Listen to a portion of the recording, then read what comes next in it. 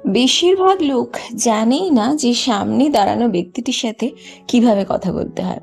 হঠাৎ করে অনেকদিন পরে দেখা, আর তারপরে মন্তব্য, রে তুই কত মোটা হয়ে গেছিস, বা সে তোর মুখে কত পিম্পল, অ্যাকনে মার্কস। সে জানে তার সাথে কি হয়েছে। আপনার আলাদা করে এগুলো বলার কোনো কোনো প্রয়োজন নেই।